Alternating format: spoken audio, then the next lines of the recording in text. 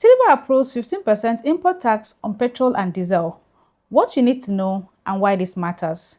So, President Bola Ahmed Tinubu has approved a new 15% import duty on petrol and diesel brought into Nigeria.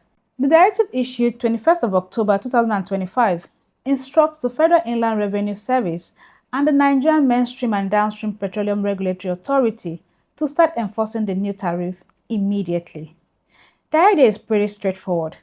By making imported fuel a bit more expensive, the government hopes that local refiners can compete more fairly. In other words, it's a way to encourage Nigeria to rely less on imported fuel and more on what it can produce locally. Another key importance is economic stability. By supporting local refining, the government believes it can create jobs, stabilize the fuel supply, and even reduce the pressure on foreign exchange reserves by cutting down on the need to buy fuel in dollars. It's a part of what the government refers to energy security by making sure that the country can stand on its own 2 feet when it comes to fuel. Now, let's get the scope for context. Nigeria's daily petrol consumption is widely reported to fall between 45 to 50 million liters per day.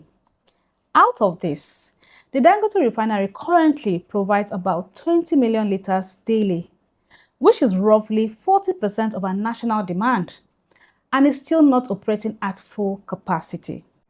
Now, this is where the concern begins because the Port Harcourt refinery, although tested and announced has started, but not fully operational or supplying consistently. The Warri refinery, not functioning fully, still undergoing phases of rehabilitation. The Kaduna refinery, not working, far from full recovery or reliable supply. Modular refineries, a few are operating, but their output is very small and nowhere near enough to support national demand. Now we go on the flip side.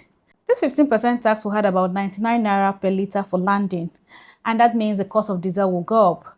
So if diesel price goes up, the cost of everything will increase. Don't forget that Nigeria currently produces less than 40% of what it consumes, meaning that 60% is imported. It means that petrol price will go up. So when the cost goes up, marketers will push it to the pump price. Even if the government has promised to manage pump prices, we know this will eventually affect the masses because our local refineries are not fully ready. Nigeria does not have enough functioning refineries yet.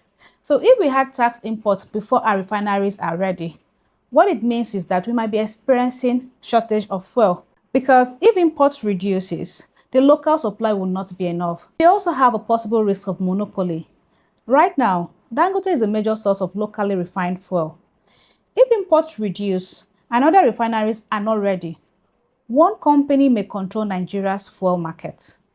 History shows us that anytime one company dominates a sector in Nigeria, prices are no longer friendly.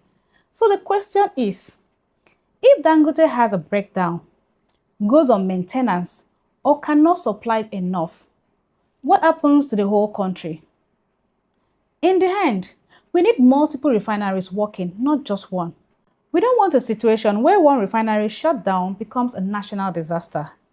This policy can work, but Nigeria must balance protection for refineries with protection for citizens because at the end of the day, any policy that cannot consider the suffering of the common man is incomplete.